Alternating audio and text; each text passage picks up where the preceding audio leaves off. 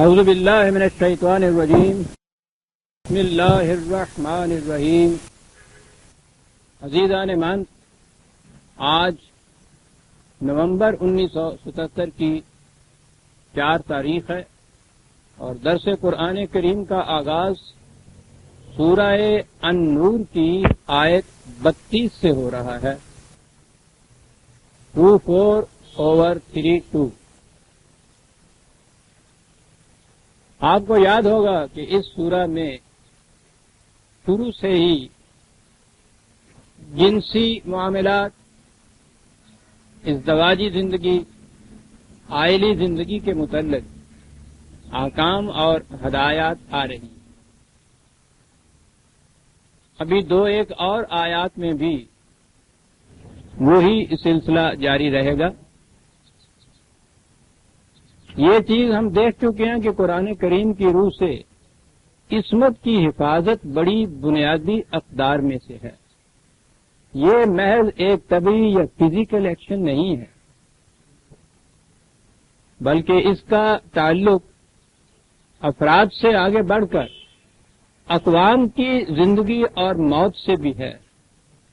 قوموں کے عروج و زوال پر اس کا بڑا اثر پڑتا ہے، اور یہ وجہ ہے جو قرآن کریم نے اس پر اتنا زور دیا ہے۔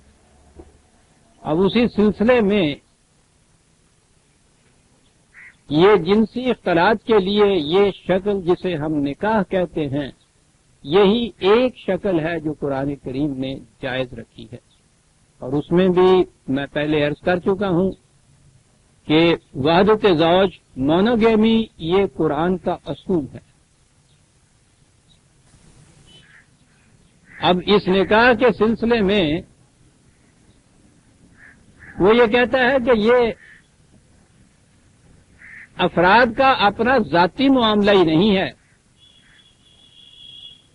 معاشرے کے لیے بھی ضروری ہے کہ وہ اس باب میں افراد کی مدد کرے۔ مدد ہی نہیں بلکہ اس نے تو حکم کے طریقے پہ کہا ہے، وَأَنكِحُوا الْأَيَامَ مِنكُمْ۔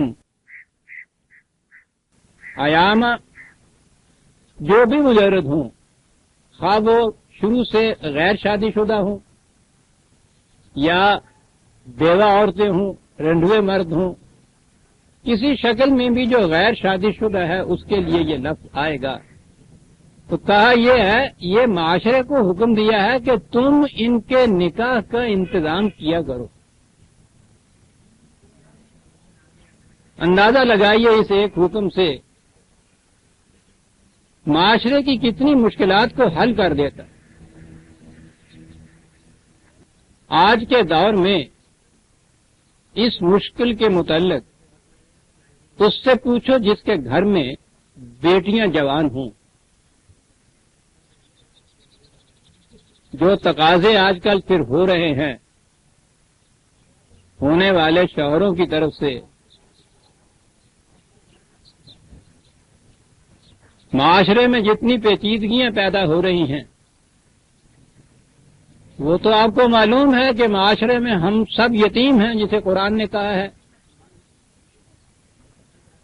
اس نے کہا تھا نا کہ وہ معاشرہ، باطل کے نظام کا معاشرہ یہ ہے، یتیمن ذا مقربہ، کہ ایک دوسرے کے قریب ہوتے ہوئے بھی ہر شخص اپنے آپ کو تنہا محسوس کرے گا۔ ہماری یہ تنہائی اور یہ یتیمی قرآن کے الفاظ میں اور گوشوں میں بھی بڑی روح فرسا ہوتی ہے، لیکن بیٹیوں کے معاملے میں تو یہ جان لیوا ثابت ہو جاتی ہے۔ یہ درد سر نہیں، درد جگر ہے جسے قرآن نے کہا تھا۔ وہ اس کی تنہا مصیبت ہوتی ہے، پریشانی ہوتی ہے۔ دوسرے اگر کوئی دلچسپی رکھتے ہیں تو ایکسپلائٹ کرنے کے لیے رکھتے ہیں۔ پہلی شرط یہ ہوتا ہے کہ بیٹی دو گے تو ساتھ دو گے کیا؟ حالانکہ قرآن نے یہ کہا تھا کہ اگر نکاح کرنا ہے کسی سے تو تم بتاؤ تم اس کے لیے کون سی چیز ساتھ آپ نے رکھو گے کہ وزن برابر ہو، اس کا پلڑا جھکے گا۔ عورت کا، بیوی ہونے والی لڑکی کا پلڑا جھکے گا، تمہیں اپنے ساتھ کچھ اور تحفہ دینا ہوگا جسے مہر کہا جاتا ہے۔ یہاں قصہ ہی الٹا ہوا، اور پھر اس کی تنہا مصیبت ہے۔ صاحب بڑی بات یہ ہے، پریشان پھر رہا ہے، وہ ایک شخص پریشان پھر رہا ہے۔ قرآن معاشرے کو حکم دیتا ہے، وَأَنكِحُوا الْأَيَامَ مِنكُمْ، تم انتظام کرو ان کے نکاح کا۔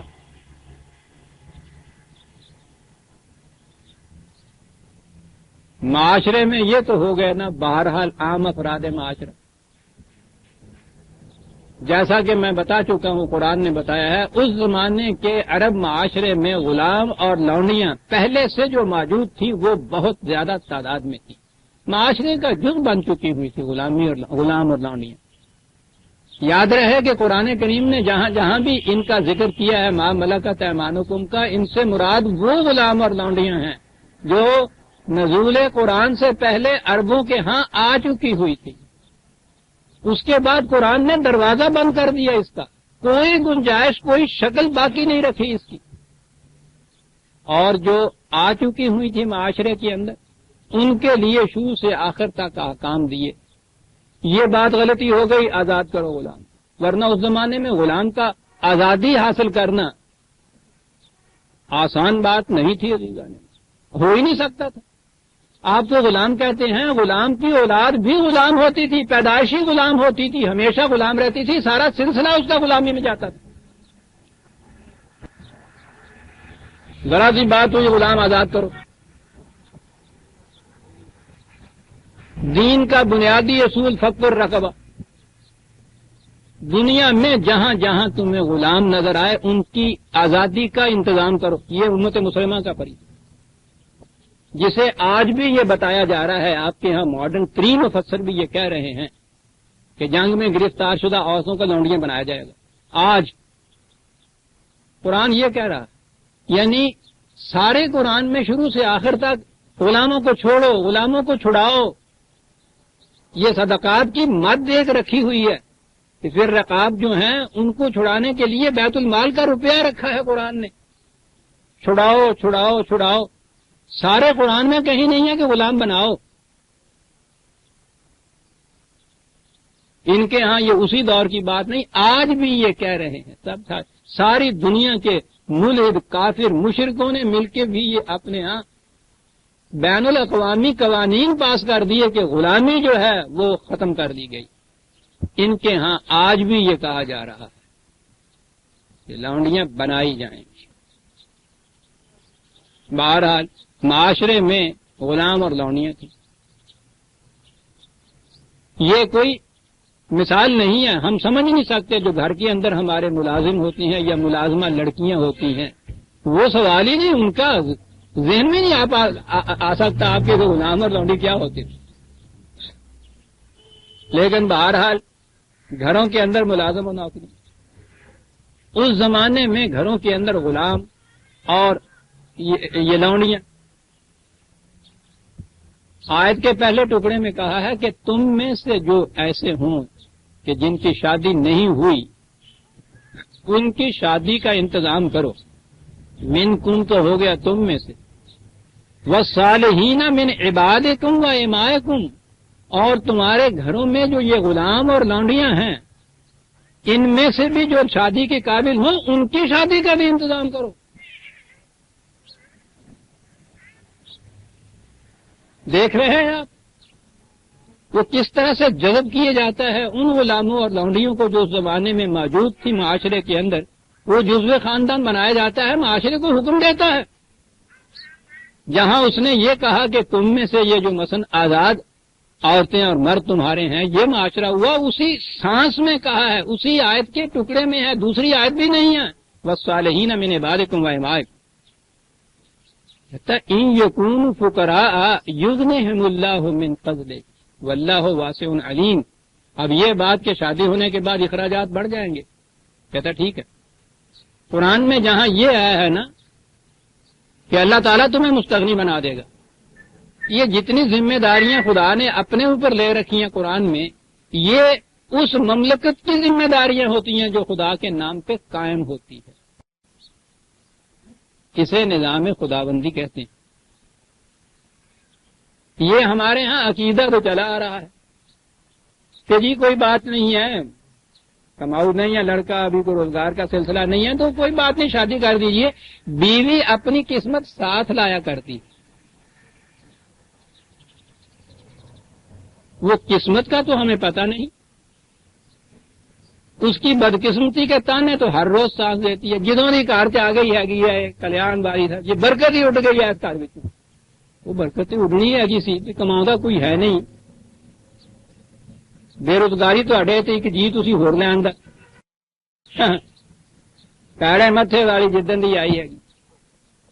اب ساری عمر اس کے پیچھے، اور شروع میں یہ کہا جاتا کہ نہیں شادی کر دیجئے، وہ اپنی قسمت ساتھ لے کے آئی ہوئی ہے. تب کوئی بات نہیں. اب اس کے لیے کہاں یہ یغنیہم اللہ من فضلہ، اللہ تعالیٰ اپنے فضل سے ان کو مستغنی کرے گا. وہ کہتا وہ تو نہیں ہو رہا مستغنی. تاجی اصل میں اس سے مطلب قناعت کرنے کا ہے. روٹی تمہیں ملے یا نہ ملے، سمجھ لو کہ اللہ نے تمہیں مستغنی کر رکھا ہے، قناعت کیجئے گا نا. یعنی کہاں سے کہاں پھر جاتی پیچیدگی ہے نا ایک بات بنیادی طور پہ نہ سمجھنے کی. جب اس پہ پھر اشکال پیدا ہوں، مشکلیں پیدا ہوں، تو پھر یہ طویلیں پیدا ہوتی ہیں اس سے. وہ بابا روٹی کا علاج تو روٹی ہے. کون ہے یہ جو کرے گا؟ وہی جن کو حکم دیا تھا وہ ان کے ہو انتظام کرو ان کو شادیاں کا. انہی سے یہ کہا گیا ہے کہ جہاں یہ دیکھو کہ وہاں اس سے معاشی تنگی آئے گی، اس کا انتظام کرو صاحب. واللہ واسع علیم. اور آگے ہے وہ آیت عزیزہ نمان. اب یہ سب کچھ انفرادی طور پہ بھی کہا کہ جنسی جذبے کی تسکین کی ایک ہی شکل ہے، وہ ہے نکاح.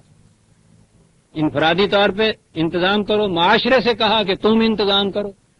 اس میں اگر معاشی مسئلہ حائل ہو رہا ہے تو وہ معاشرہ، نظام، مملکت اس کا بھی حل تلاش کرے، اس کا بھی انتظام کرے. دیکھتے ہیں کتنی اہمیت دی جا رہی ہے. اور اس کے باوجود آگے بات آئی، اس کے باوجود جس کا ابھی انتظام نہ ہو سکے نکاح کا، تو پھر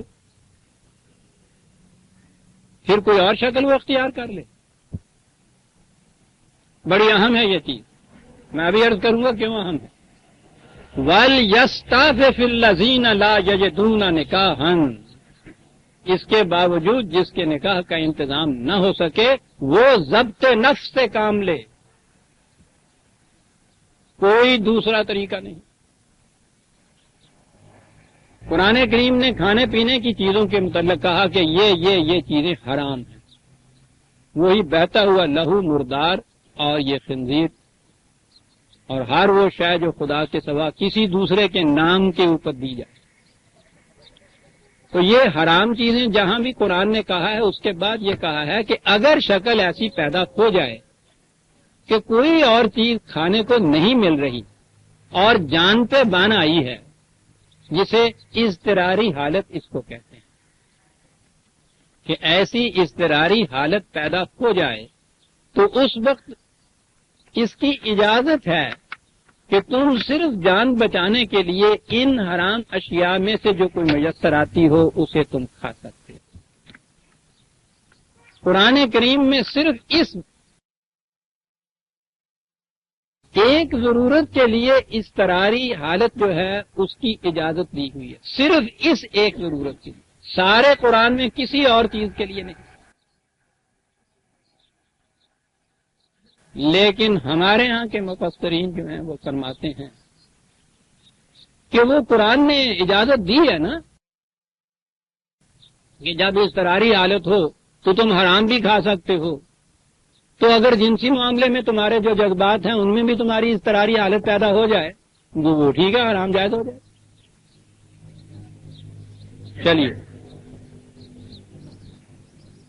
اب جو یہ پھاٹک کھلا تو پھر یہ دو معاملے تھا کہ کیوں معاملہ رہا جی. یہاں بھی آپ سمجھیں اضطراری حالت پیدا ہو گئی ہے جائز، ہر جرم جائز. مودودی صاحب کا فتویٰ ہے نا یہ کہ سچ بولنا صداقت شعاری اسلام کے بڑے اہم اصولوں میں سے ہے، لیکن زندگی کی اہم ضرورتوں کے لیے جھوٹ بولنا واجب ہو جاتا ہے، اجازت ہی نہیں. واجب فرض کے بعد ہوتا ہے کہ اگر اس کو ترک کیا جائے تو گناہ ہوتا ہے، یعنی ایسے وقت میں سچ بول دیا جائے تو گناہ گار ہو جاتا ہے، واجب ہو جاتا ہے جھوٹ بولنا۔ کیوں جی؟ اضطراری حالت۔ اب جنسی معاملات میں اضطراری حالت ہو تو میرا تعلق کسی فرقے سے نہیں، میں نہ فرقہ دارانہ بحث کیا کرتا ہوں، میں کسی شیعہ کا قول نہیں کہہ رہا، خود یہ مودودی صاحب فرما رہے ہیں کہ متع کی اجازت ایسے ہی حالات کے اندر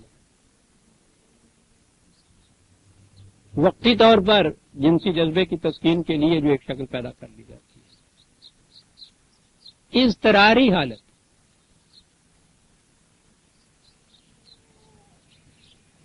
کھانے پینے میں تو اضطراری حالت اس لیے ہوتی ہے کہ اس پہ آدمی کا کنٹرول نہیں ہے، پیاس لگتی ہے یا بھوک لگتی ہے تو خود لگتی ہے اور وہ لگتی چلی جاتی ہے، دوسرا کوئی طریقہ ہی نہیں ہے اس بھوک کو مٹانے کا، نہ مٹایا جائے تو موت واقع ہو جاتی ہے۔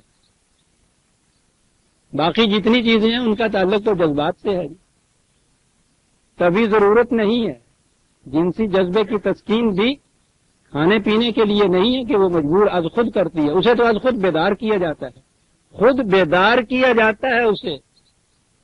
ساری عمر خیال نہ کیجیے اس طرف، کبھی از خود بیدار نہیں ہوتی، اور یہ وجہ ہے کہ قرآن نے اس کے لیے اضطراری حالت نہیں کہا۔ اضطرار تو وہاں ہے جہاں انسان مجبور ہو، صاحب اختیار نہ ہو، اور اگر جذبات کی جو اشتعال انگیزی ہے اس کو آپ اضطراری حالت کہتے ہیں تو پھر تو ہر جذبے میں یہ کیفیت پیدا ہو جائے گی۔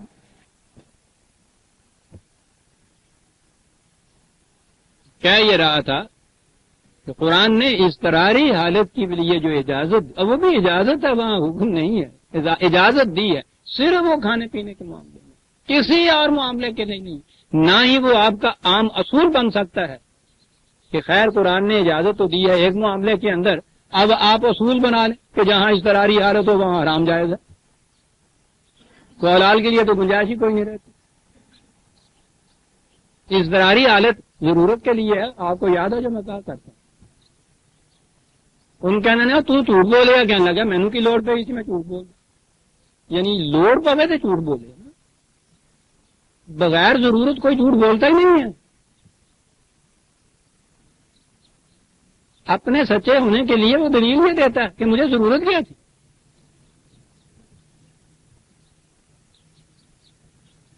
تو سوال تو وہی ہے کہ ضرورت ہو اور وہاں پھر جائز اور ناجائز جو ہے اس کا امتیاز کیا جائے، یہ ہے زندگی اسلام کی۔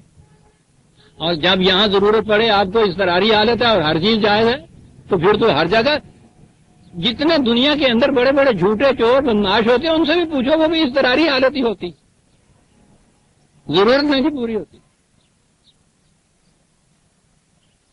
قرآن نے کہیں اس کی اجازت نہیں۔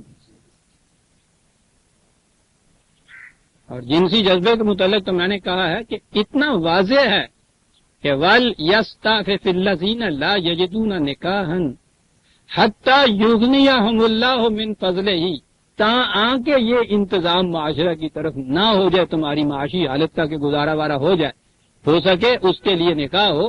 اگر یہ صورت جب تک پیدا نہیں ہوتی ضبط خیش سے کام لو۔ عفت کا تو لفظ یہاں سے ہی ہے، یستعفف جس کو کہتے ہیں، اپنی عفت کو برقرار رکھو۔ چلیے، بات پچھلی آیت میں ہوئی تھی غلاموں اور لونڈیوں کی، انہیں رہا کیے چلے جاؤ، چھوڑتے چلے جاؤ۔ ہمارے ہاں ایک چیز ہے کہ اگر کوئی غلام آزادی کا پروانہ مانگے، کہا یہ جاتا ہے کہ اس سے یہ کہو کہ اتنا روپیہ دو تو پھر تمہیں آزادی کا پروانہ دیتے ہیں، جاؤ محنت کرو، مزدوری کرو، کما کے مجھے دیے جاؤ، جب اتنا روپیہ تمہارا ہو جائے گا اس دن تمہیں رہا کروں گا۔ عام طور پہ اسے مکاتبت کہا جاتا ہے۔ آپ دیکھیے قرآن کہاں لاتا ہے مکاتبت کو اور اس کے لیے کیا کہتا ہے۔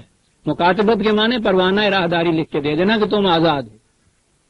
والذین یبتغون الکتاب مما ملکت ایمانکم فکاتبوہم ان علمتم فیہم خیر، ان غلاموں میں سے جو بھی تم سے کہے کہ مجھے رہا کر دو، آزاد کر دو، پروانہ آزادی دے دو، اسے یہ پروانہ دے دو. اندازہ لگائیے. ان علمتم فیہم خیرن، بس اتنا دیکھ لو کہ تمہارے ہاں سے جا کے یہ اپنا پیٹ بھی پال سکے گا، اپنے آپ کو سنبھال بھی سکے گا.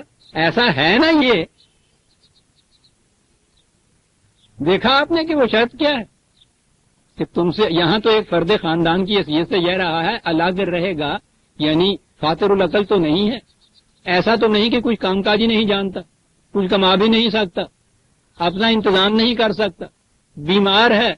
سب چیزیں اس میں آ گئی کہ اگر یہ دیکھو کہ یہ سارا کچھ وہ کر سکنے کے قابل ہے تو جو کہے، جو غلام کہے کہ مجھے پروانہ آزادی دیجیے، حکم ہے قرآن کا فکاتب ہوں،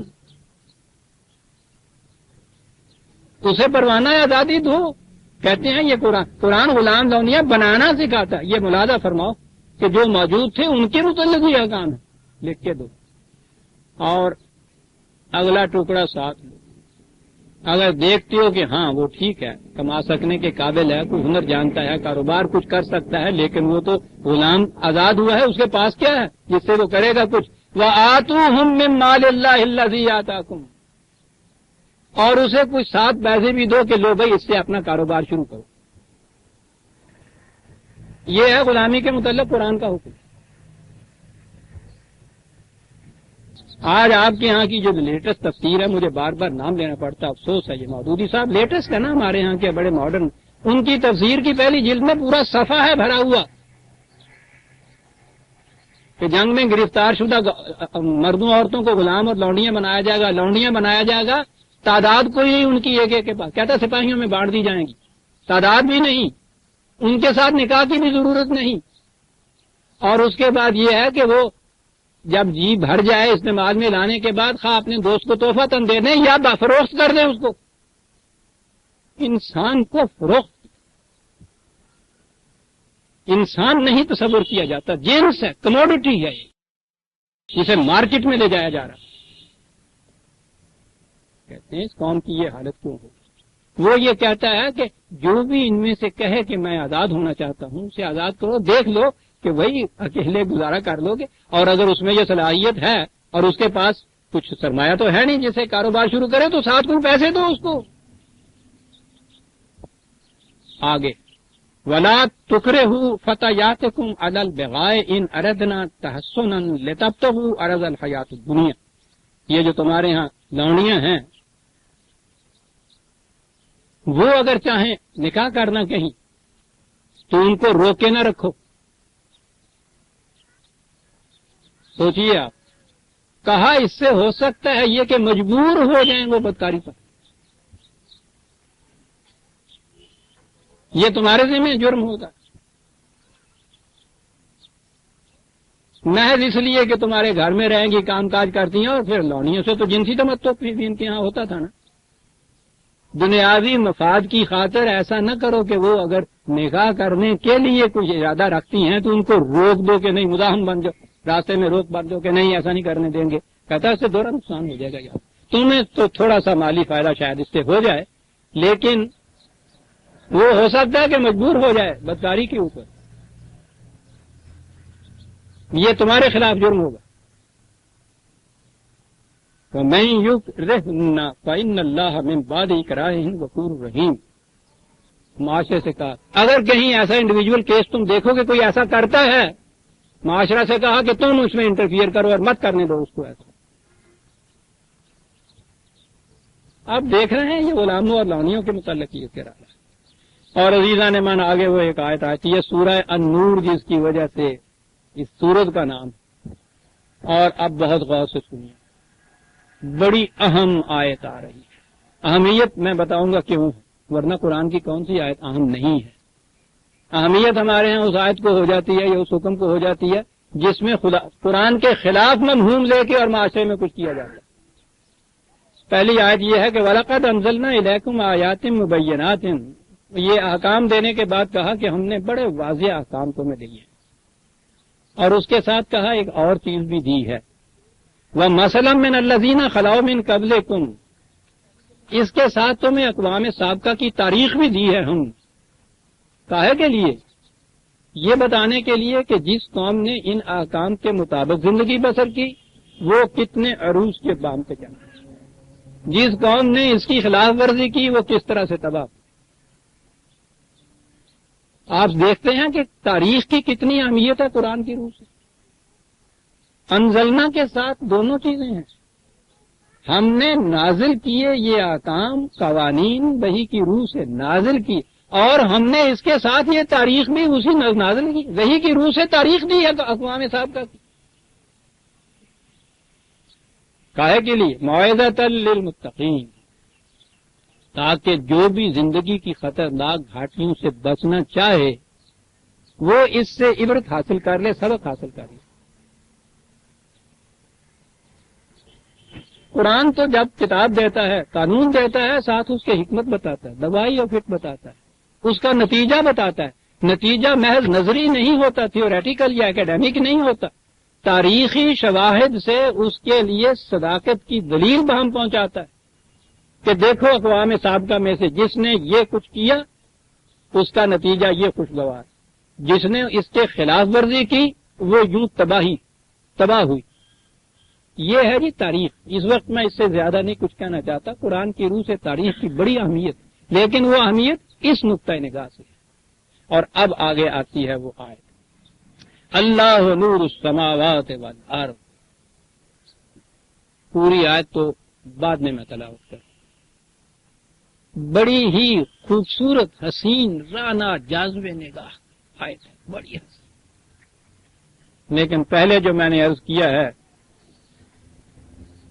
کہ اس قرآن کے ساتھ کیا کیا جاتا ہے، اللہ ہو نور السماوات والارض، کہا کہ اللہ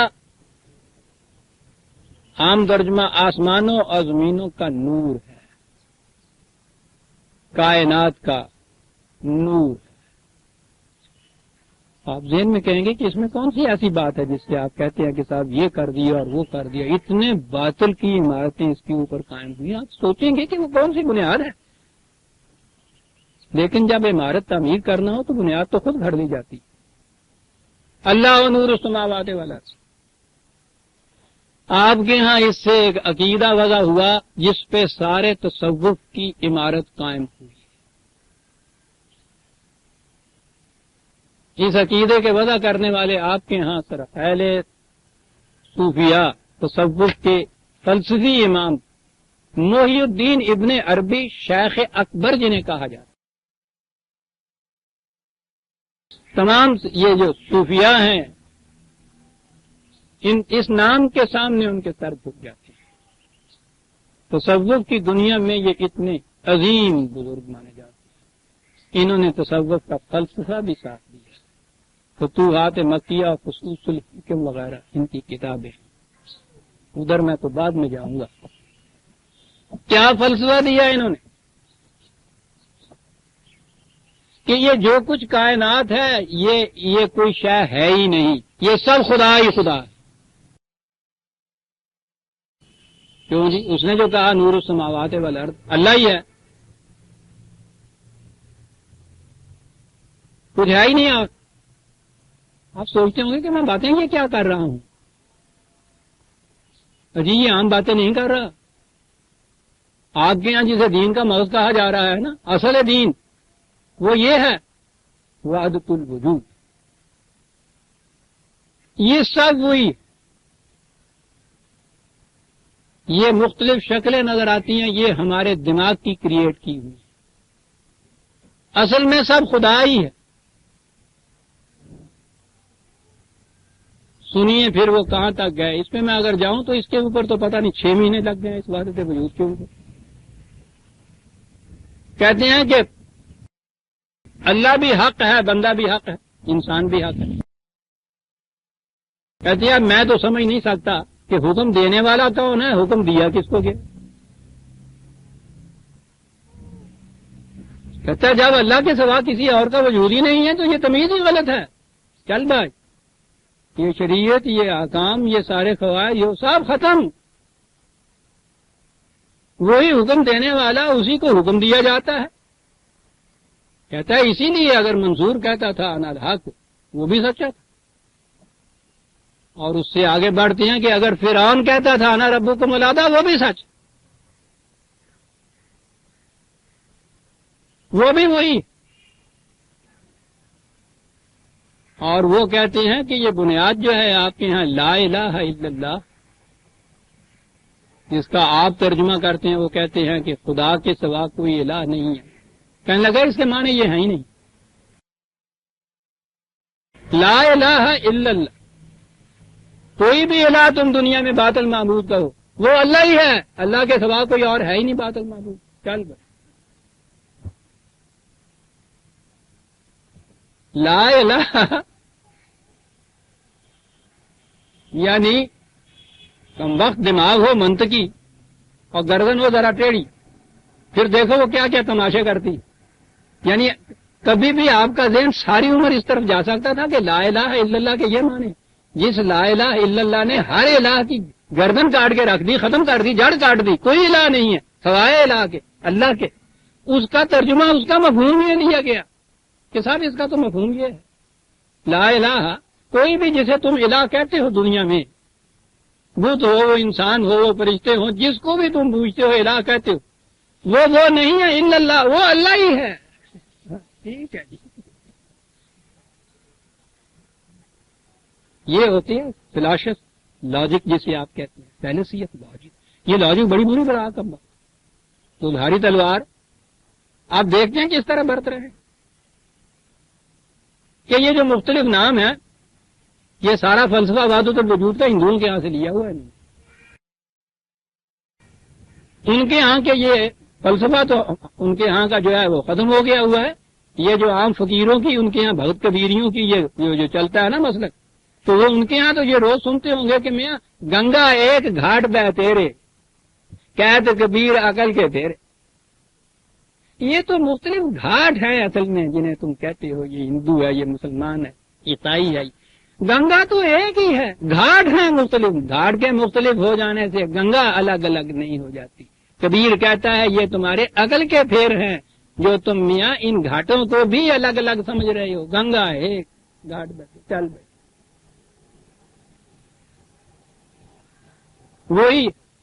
وہی رام ہے، وہی رہی، وہی فرعون ہے، وہی منصور ہے. جرت اجازت نہیں دیتی کہ میں ان صوفیہ کے ایسے شعر پیش کروں، جرت اجازت نہیں دیتی. ان کی بے باکی معاف رکھیے گا، یہ پورا دور تھا کہ میں خود بھی تو ان کے آستانوں کے اوپر سر جھکایا کرتا تھا. یہ سارا کچھ زمانوں میں سب کچھ تعلیم کے طور پہ حاصل کیا. خدا کے حضور معافی چاہتا ہوں کہ یہ چیزیں اسی منطق کے ساتھ پیش کرتا ہے. وہاں تو نبی اکرم صلی اللہ علیہ وسلم، اور دوسری طرف میں نہیں کہہ سکتا زبان سے کیا، وہ بھی وہ کہتے ہیں دونوں ہم سنگ ہیں. کہا کہ یہ تو تمہاری نگاہ ہے جو تم، وہ ابو لہب نظر آتا ہے، یہ معاذ اللہ محمد نظر آتا ہے. سوال ہی نہیں، نہ ابو لہب کا نہ محمد کا، سب ایک ہیں میرے بھائی. رام بھی وہی ہے، رحیم بھی وہی ہے، جو کچھ تم کہتے ہو. یہ چیزاں جڑیاں نے اگے پھر آ گئے نا جناب، بولے شاہ ہونی تے شاہ حسین ہونی تے کچھ ہو نا، یہ تو پھر نیلے تے دہلے مار دے نہ جا کے. گلاں کرنیاں ہونی یہو جیاں ٹبلاں نے تے زبان ملے پنجابی. کہنے نے کہ آپے دھیاں تے آپے پتر تے آپے بنیا ماپے، آپے جیوے تے آپے مارے تے آپے کرے تے آپے. یہ بڑی عربی کی بات ہے، وجود چلی آ رہی ہے. وہاں گنگا ہے گھاڑ بہ تیرے، قید کبیر عقل کے پھیرے. یہاں آیا تو اور آگے گیا، آپے جیوے تے آپے مرے، آپے کرے سے آپے. خود کوزا ہو، خود کوزا کرو، خود گلے کوزا، خود رندو سبوکش، خود برسرے آنکھ کوزا خریدار برآمد بے شکست و رواں شد. مٹی بھی آپ، کمیار بھی آپ، چک بھی آپ، پیالہ بھی آپ، بناؤن والا بھی آپ، پین والا بھی آپ، خریدن والا بھی آپ، توڑنے والا بھی آپ، چلے جان والا بھی آپ.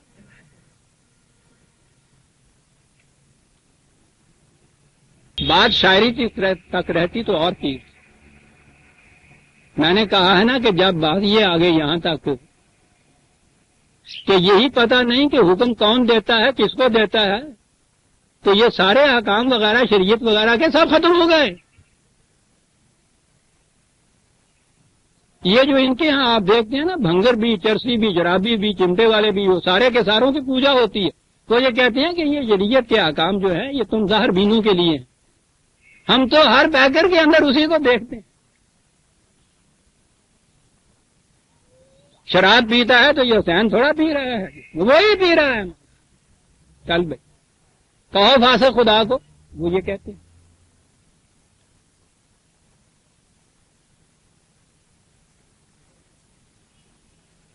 دیکھ رہے ہیں عزیزان مان آپ کے ساتھ ہوا کیا؟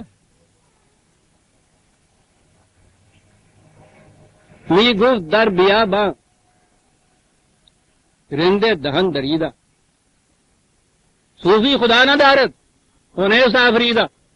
میں نے سنا مولانا روم میں نے سنا زہرا کے اندر وہ کہہ رہا تھا خدا ودا ہمارا نہیں ہے، میں پیدا ہی نہیں ہوا. تو خدا والی بات کیا ہے، میں تو ہوں ہی وہ جو پیدا ہی نہیں ہوا.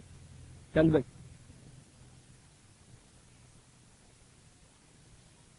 سنت اللہ نور السماوات والارض، میرے کون روک سکتا جی؟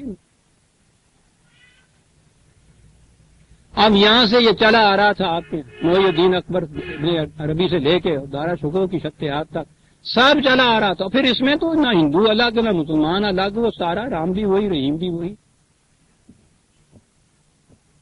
ہندوؤں کی ویدانت ساری یہی.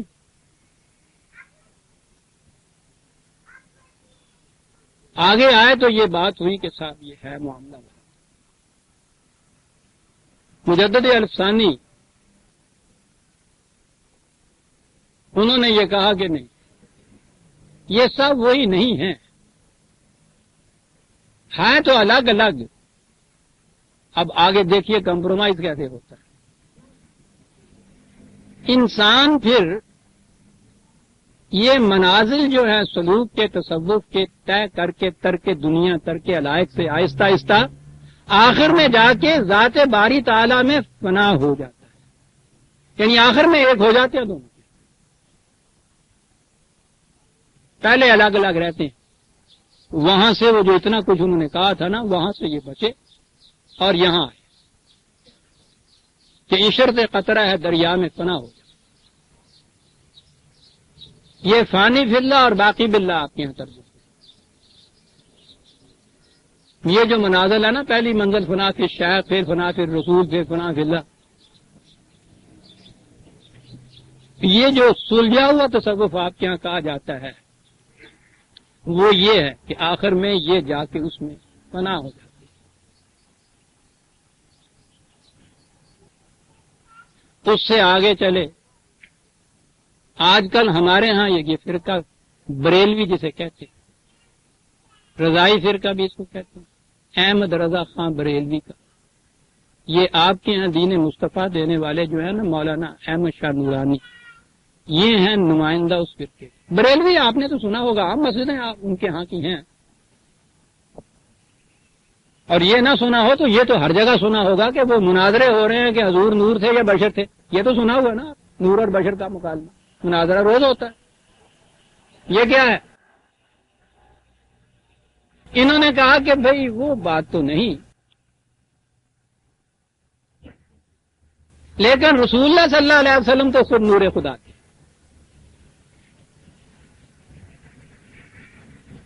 اب انہوں نے بچوں کی شکل نکالی کہ نبی اکرم صلی اللہ علیہ وسلم کا اس میں گرامی ساتھ لے آئے نا، کہ اب ان کی وجہ سے تو کسی کو ضرورت نہیں ہوگی کہ کوئی کچھ کہے کہ وہ تو نور خدا.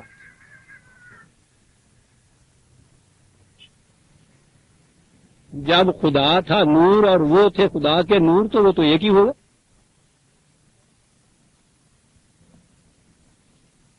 چنانچہ ان کے ہاں یہ مانا جاتا ہے کہ رسول اللہ صلی اللہ علیہ وسلم محض انسانوں کی خاطر بشری شکل میں نظر آتے تھے، ورنہ وہی جو مستوی عرش ہے خدا ہو کر، یہ ان کا شعر ہے احمد رضا. وہی جو مستوی عرش ہے خدا ہو کر اتر پڑا وہ مدینے میں مصطفیٰ ہو کر.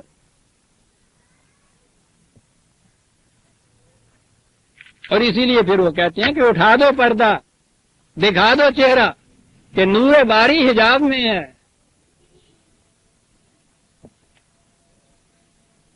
نور اور بشر کا جو جھگڑا تھا، یہ رسول اللہ صلی اللہ علیہ وسلم کو یہ وہی مانتے ہیں۔ اتر پڑا وہ مدینہ میں مصطفیٰ ہو، یہاں تک نہیں، ان کی ذرا کتابیں کھول کے دیکھیں کہاں تک چلے گئے ہیں۔ سنیے، اللہ تعالیٰ کے متعلق ہے، اور یہ خصوصیت اور یہ صفت ہے، یہ صفت جو ہے کسی حد تک بھی انسان کے لیے نہیں ہو سکتی۔ اللہ تعالیٰ کی صفات کے اندر تو انسان اعلی حد بشریت شامل ہوتے ہیں نا، مثلا وہ علیم ہے، یہاں عالم بھی ہوتا ہے، وہ خبیر ہے، یہاں باخبر بھی ہوتا ہے انسان، لیکن کچھ اس کی صفات وہ ہیں جو اسی کے لیے مختص ہیں۔ کوئی فائنائٹ جو ہے وہ انفائنائٹ نہیں ہو سکتا۔ هو الاول والآخر والظاہر والباطن، اول تو اول تو دو ہو نہیں سکتے، آخر، ظاہر، باطن، یہ جو ہیں صفات خدا بندی یہ صرف خدا کے لیے ہے۔ هو الاول والا یہ کہتے ہیں رسول اللہ صلی اللہ علیہ وسلم کو مخاطب کر کے، هو الاول هو الآخر هو الظاہر هو الباطن، وہی قرآن کی آیت بکل شیء علیم، لوح محفوظ خدا تم ہو۔ اور سنیے دلیلیں، نہ ہو سکتے ہیں دو اول، نہ ہو سکتے ہیں دو آخر، تم اول اور آخر، ابتدا تم، انتہا تم ہو۔ اور پھر ڈرتے ہیں، کہتے ہیں خدا کہتے نہیں بنتی، جدا کہتے نہیں بنتی، خدا پر ہی تو چھوڑا ہے، وہی جانے گے کیا تم۔ یہ پرانی باتیں نہیں ہیں، یہ آج جو آپ کے ہیں یہ فرقہ ہے، یہ جو دین مصطفیٰ کے دائی ہے یہ وہ ہے فرقہ۔ سلیمان مسلمانوں کو پتہ ہی نہیں ہے ان کے ساتھ ہو کیا رہا ہے،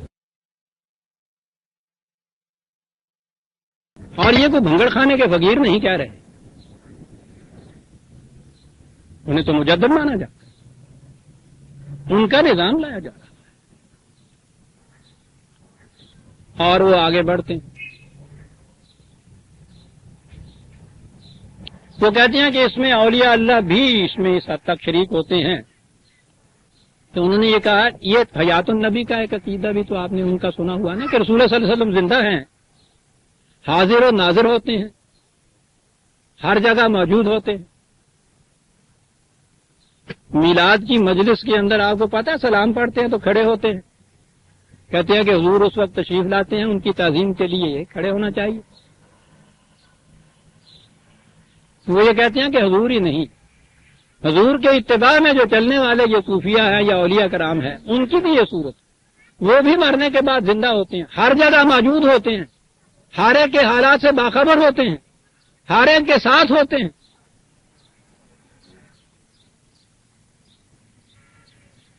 اللہ نور السماوات والارض کی تفسیر ہو رہی ہے، رسول اللہ نور ہیں، یہ اولیاء اور صوفیہ ان کے اتباع میں چلنے والے ان سے قصبے ضیاء کر کے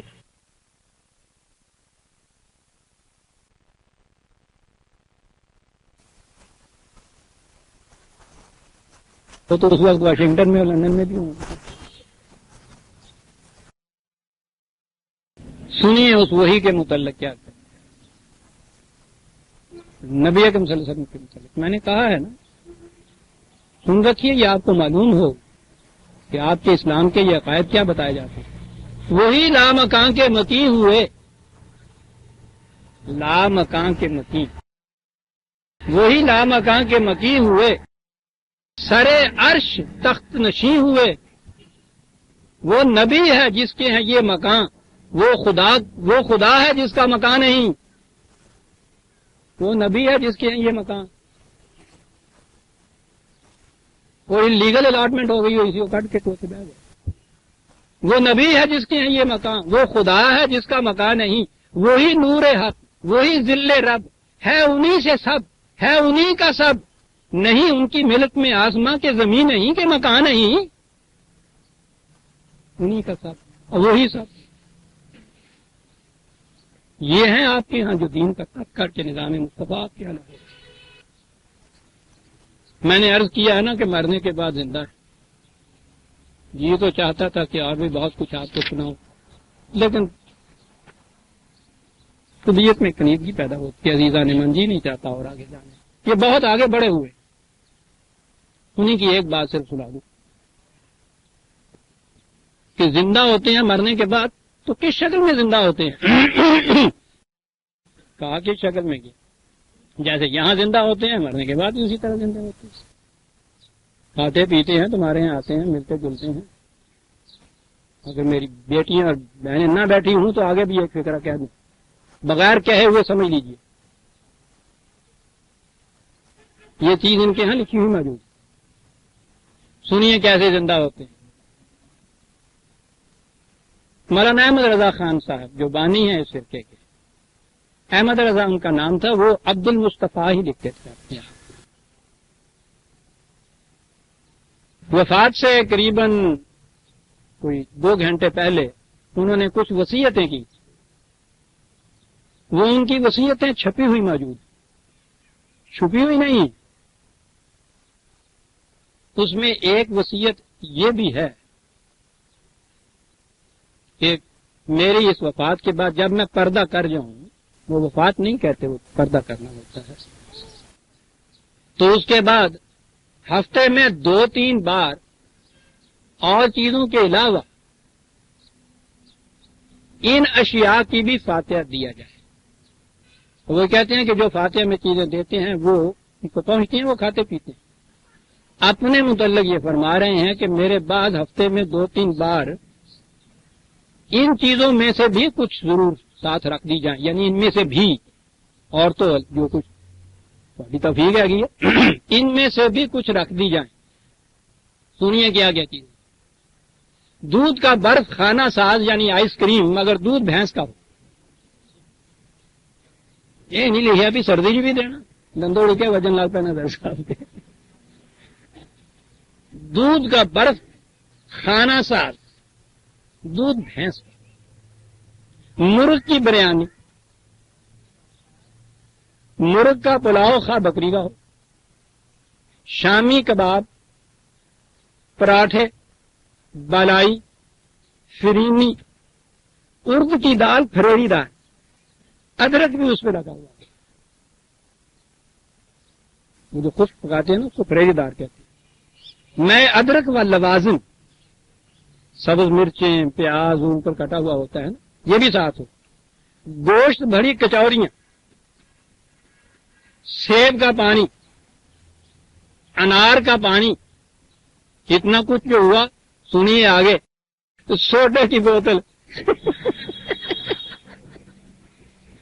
یہ نوری کتب خانہ لاہور نے یہ وصایا شریف چھاپے ہوئے ہیں،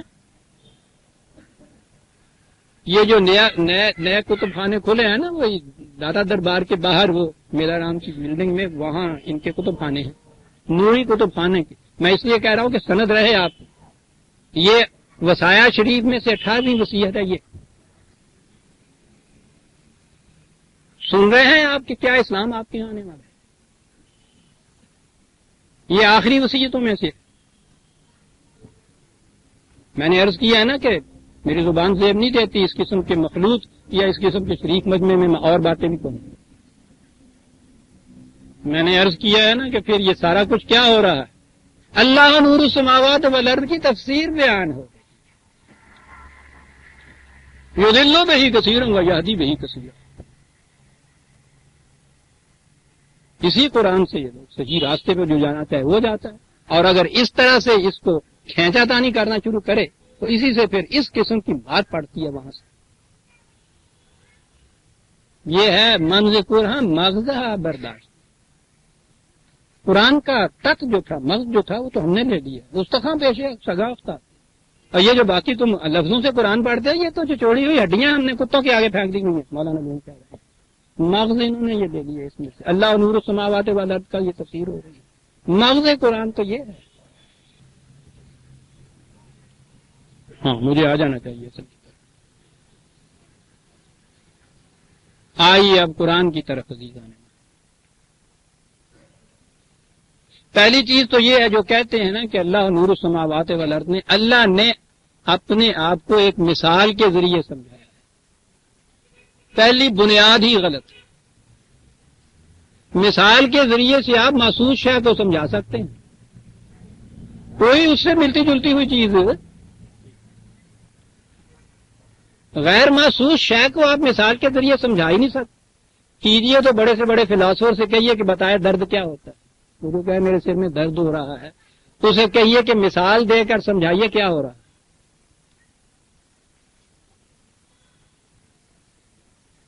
کوئی ہے ذریعہ کہ آپ مثال دے کر سمجھائیں؟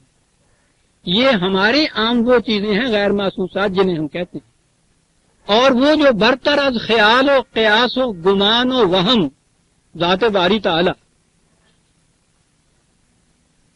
اسے کسی مثال کے ذریعے سمجھایا جا سکتا ہے، اور یہ چیز میں نہیں کہتا، اس نے خود کہا لیسا کمثلہ شیء،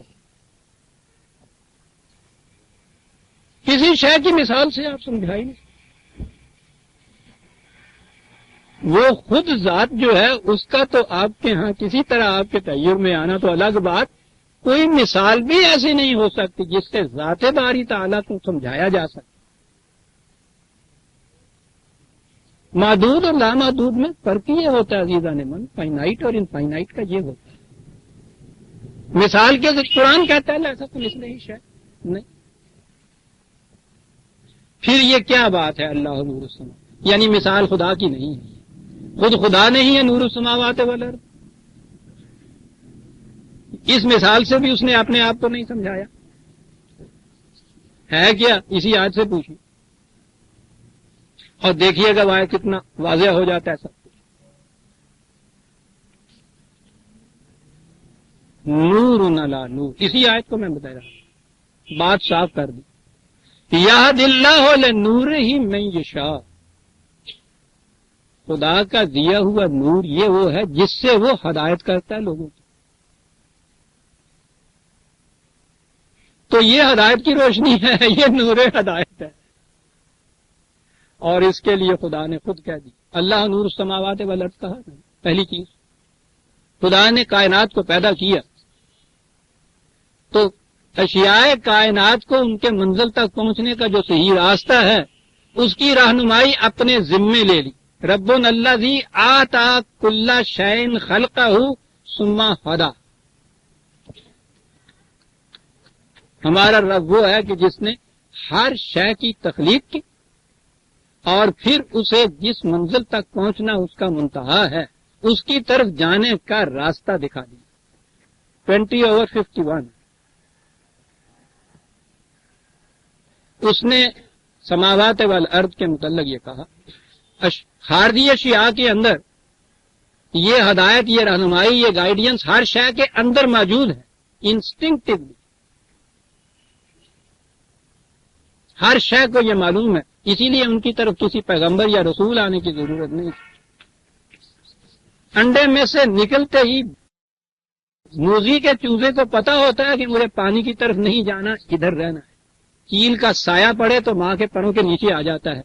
تو کسی استاد نے اس کو سکھایا نہیں، کسی پیغمبر نے سمجھایا نہیں۔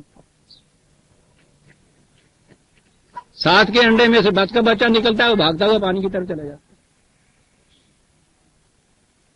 آتا کل شیء خلقہ ثم ہدی، کائنات کی اشیاء کے اندر تو یہ صورت، اسی لیے اس نے کہا کہ کائنات کی جو باہر کی اشیاء ہیں کلن قد علم صلاتہ و تسبیحہ 24/41 اسی صورت میں آگے، ان میں سے ہر ایک اپنی اپنی صلاۃ اور تسبیح کو خود جانتے ہیں۔ کیا الفاظ ہیں! صلاۃ فرائض منصبی کو کہتے ہیں، تسبیح کہتے ہیں سرگردانی سے کسی شے کو حاصل کر لینا۔ وہ جانتے ہیں کہ ہمارا فریضہ منصبی کیا ہے اور اس کے حصول کے طریقے کیا ہیں۔ ہزار میل یہ شہد کی مکھی اڑ کے چلی جاتی، کوئی راستہ نہیں ہوتا، کوئی بجلی کے کھمبے نہیں ہوتے، کبھی راستہ بھولتی نہیں، ہر مکھی اپنے شہد کے ٹھکانے کے اندر سیدھی براہ راست آ جاتی۔ انسان دے بچے دی روز بھول پی ہوئی ہوں، اشتہار نہیں کنڈا ہوں آگے بھول گیا، یہ کبھی نہیں بھولتے۔ کائنات کی ہر شے میں ہدایت جو خدا کی تھی وہ اس نے آج خود دے دی۔ انسانوں کے لیے یہ ہدایت وحی کے ذریعے ایک فرد کی طرف آئی اور اس نے انسانوں کو دی، یہ آخری مرتبہ مکمل غیر متبدل محفوظ شکل میں یہ ہدایت قرآن کے اندر ہے، اور قرآن کریم کو خدا نے نور کہا ہے۔ قد جاءکم من اللہ نور و کتاب مبین 5/15، تمہاری طرف خدا کی طرف سے ایک نور روشنی آ گئی ہے، یعنی ایک ایسی کتاب جو نہایت واضح خود ہے اور واضح کرنے والی۔ تاریکی میں ہدایت کا پہلا ذریعہ ہی روشنی ہے۔ قرآن کو اس نے روشنی کا ایک مقام پہ نہیں، متعدد مقامات تھے، یہ میں نے کہا ہے 5/15۔ آگے چلیے، نبی اکرم صلی اللہ علیہ وسلم کی طرف جو وحی نازل کی گئی، فرمایا وَكَذَلِكَ أَوْحَيْنَا إِلَيْكَ رُوحًا مِّنْ أَمْرِنَا مَا كُنتَ تَدْرِي مَا الْكِتَابُ وَلَا الْإِيمَانُ۔ تو اس سے پیشتر جانتا ہی نہیں تھا کتاب کسے کہتے ہیں، ایمان کسے کہتے ہیں۔ خدا کی طرف سے یہ آبجیکٹیولی تمہیں ملا ہے، تمہاری اپنی فکر کی تخلیق نہیں ہے، اس کی طرف سے یہ علم تمہیں دیا گیا۔ وَلَٰكِن جَعَلْنَاهُ نُورًا، ہم نے اس وحی کو، اس قرآن کو نور بنا کے بھیجا ہے۔ کاہے کے لیے؟ نَهْدِي بِهِ مَن نَّشَاءُ مِنْ عِبَادِنَا، یہاں میں نے یہ کہا تھا نا، نورٌ یہد اللہ لنورہ من یشاء، اسی آیت اللہ نور السماوات والارض کی آخری لفظ یہ ہے نا، یہی الفاظ یہ ہیں قرآن کے متعلق، جعلناہ نورًا نہدی بہ من نشاء من عبادنا، یہ نور ہے لوگوں کے لیے۔ تو قرآن کریم ہے وہ نور، یہ ریفرنس 42/52، اللہ نور السماوات والارض، خارجی کائنات میں اور انسانوں کی دنیا کے اندر ہدایت کی روشنی جو ہے وہ خدا کی طرف سے ملی ہوئی۔ اور اس میں ایک عجیب چیز اور ہے، یہ عربی زبان کا قاعدہ ہے، نورن، اس قاعدے کی روح سے اسے کہتے ہیں یہ مصدر ہے کہ نور ہے۔ وہاں اگر کسی مصدر کو زیادہ شدت کے ساتھ استعمال کیا جائے تو مصدر اس میں فاعل کے معنی میں آتا ہے، نورن کے معنی ہوتا ہے منورن، نورانیت، نور دینے والا، روشن کرنے والا۔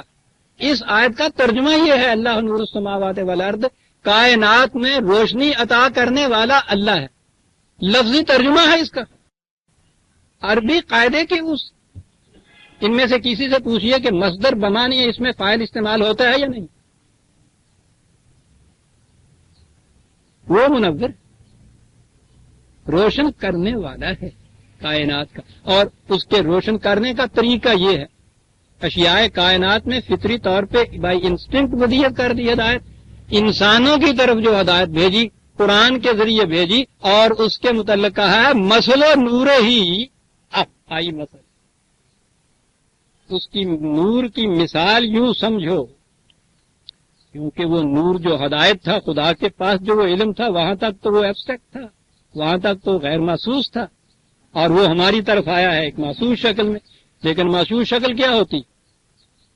معنی جو ہوتا ہے وہ تو محسوس نہیں ہوتا، لفظ میں آتا ہے تو محسوس ہو جاتا ہے نا،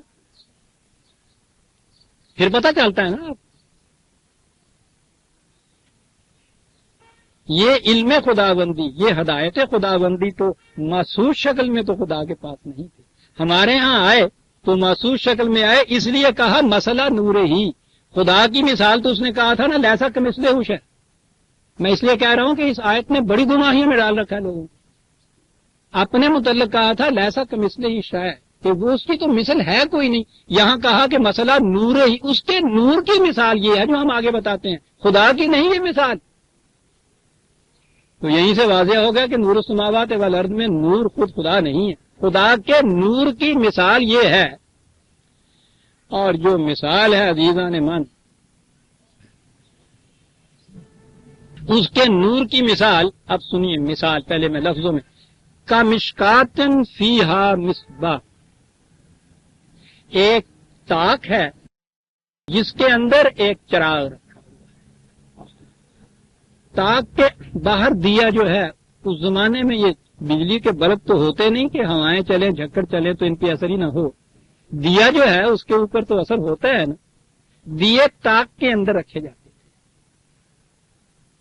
وہ جو قرآن نے کہا ہے کہ باطل اس کے دائیں بائیں پیچھے سے آ نہیں سکے گا،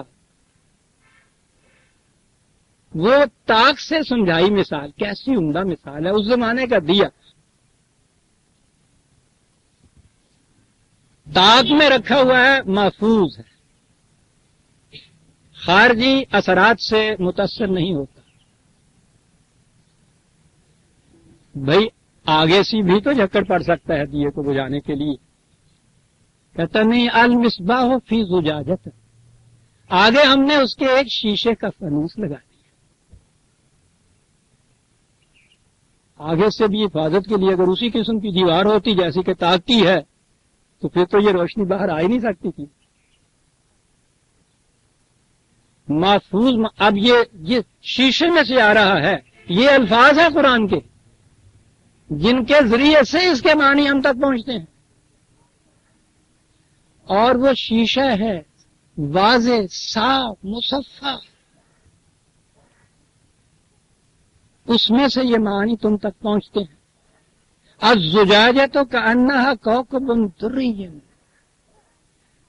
کہتا شیشے میں سے جو اس کی کرنیں نکلتی ہیں کیا پوچھتے ہو. نور کے تڑکے کا ایک تارا ہوتا ہے. کبھی اٹھے ہو آپ اس وقت تو دیکھو اس تارے کو، وہ بڑا ہی روشن تارا ہوتا ہے. کہا وہ شیشہ یوں سمجھو کہ ستارہ ہے صبح گاہی جس میں سے دودھ کی طرح نور کی ندیاں رواں چلی آ رہی ہیں. سفیدے کے لیے وہ نور کی مثال دیا کرتے تھے. نور کی ندیاں اس میں سے رواں چلی آ رہی ہیں. اور پھر اس ستارے سے نور کی ندی دنیا کے کسی چراغ میں سے یہ لے لیجئے، کسی وقت تو وہ ختم ہو جائیں گی نا نورانیت اس کی. یہ چاند و سورج و ستاروں کی نورانیت جب سے یہ کائنات بنی اس میں سے یہ نور نکل رہا ہے، اور یہ نور نہ مدم پڑتا ہے نہ ختم ہوتا ہے. تمت کلمت رب کا صدق وعدل. یوقد من شجرۃ مبارکۃ زیتونۃ لا شرقیۃ ولا غربیہ. چراغ کی جو مثال دی تو اب اس کے اندر اس زمانے کے چراغ میں تو کوئی تیل بھی ڈالنا چاہیے کہتے ہیں. زیتون کا ان کے ہاں تیل ہوتا تھا. کہا ٹھیک ہے، لیکن ایسے زیتون کا تیل کہ جو مشرق اور مغرب کی نسبتوں سے ماورا ہے. عالم کی آسمان سے نازل شدہ وحی کی صورت یہی ہو سکتی ہے، شرق اور غرب کی نسبتوں سے ماورا. اب وہ جو دیا ہے، بہرحال دیے کو تو کسی دوسری ماچس دکھا کے جلانا ہوتا ہے، باہر کی آگ سے اس کو روشن کرنا ہوتا ہے. وہ اپنی روشنی دینے کے لیے محتاج ہوتا ہے خارج کی روشنی کا. کہا کہ نہیں، وَلَوْ لَمْ تَمْسَسْهُ نَارٌ، خارج کی آگ سے اس دیے کو جلانے کی ضرورت نہیں ہے. ابد سے جل رہا ہے، ازل سے جل رہا ہے، ابد تک جلتا ہے. کسی خارج کی آگ نے اس کو نہیں جلا. فکر انسانی کا وہ محتاج نہیں تھا وہی، اور نہ ہی روشنی حاصل کرنے کے لیے تمہیں جا کے دیے کو جلانے کی ضرورت پڑے گی. خارج سے کسی شے کی ضرورت نہیں قرآن کو سمجھنے کی. قرآن اپنے آپ کو خود واضح کرتا ہے. جلتا ہوا جو دیا ہے، جو چراغ ہے، یہ بتانے کے لیے فلان جگہ چراغ ہے، آپ کو کوئی چراغ نہیں لے جانا پڑتا. اور وہ چراغ اپنی دلیل آپ ہوتا ہے کہ میں یہاں ہوں اور یہ ہے میری روشنی. قرآن کو سمجھنے کے لیے عزیزان من کسی خارجی سہارے کی ضرورت نہیں ہے. قرآن نے کہا ہے علم انسانی، فکر انسانی، اور قرآن کی یہ آیات وہ کہتا ہے یہ خود سمجھ میں آ جاتی ہے. جو کہا کہ باہر سے آگ لا کے اس کو جلانے کی ضرورت نہیں ہے، جلتا ہوا ہے.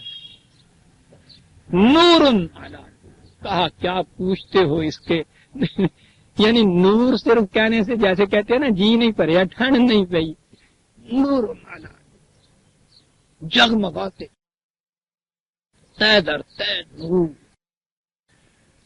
یہد اللہ لنورہ من یشاء، جو چاہتا ہے اس سے روشنی ہدایت حاصل کرنا اسے اس کے ذریعے سے ہدایت مل جاتی ہے۔ پہلی شرط اس میں یہ ہے نا کہ آنکھیں کھلی ہوئی ہوں۔ آنکھیں اپنی بند کیجئے تو یہ دیا تو ایک طرف سورج کا دیا بھی آپ کو کچھ نہیں روشنی دے سکتا۔ یہ میں یہ شاہ جہاں آتا ہے ہمارے ہاں ترجمہ ہوتا ہے کہ جس کو خدا چاہتا ہے اس کو ہدایت دیتا ہے۔ ایک لفظ کے غلط ترجمے الٹ کے رکھ دیا سارے ہی تصورات کو آپ کے، جسے وہ چاہتا ہے اسے وہ ملتا ہے، ہدایت ملتی ہے۔ تو جن کو نہیں ہدایت ملی ہوئی ان کا جرم کیا ہے؟ وہ کہتا ہے انہیں ہم جہنم میں ڈالیں گے، ہدایت آپ نہیں دیتی تو جہنم کیوں نہ پا دے گا۔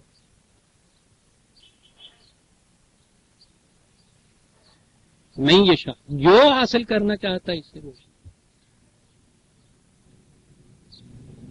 ہمارا کام تو یہ ایک چراغ دے دینا تھا، اس سے روشنی حاصل کرنا نہ کرنا تمہارا اپنا کام ہے۔ یضرب اللہ،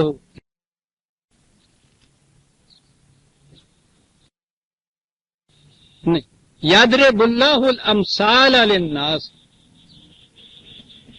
ہم ان مثالوں کے ذریعے سے مجرد حقائق کو یوں سمجھا دیتے ہیں محسوس مثالوں کے ذریعے سے۔ واللہ بکل شیء علیم، ورنہ ہمارے علم کے اندر تو ہر شے ہے، لیکن ہمارا علم تم تک محسوس ذرائع سے پہنچے گا، اس لیے انہیں محسوس ذرائع سے سمجھانا پڑا۔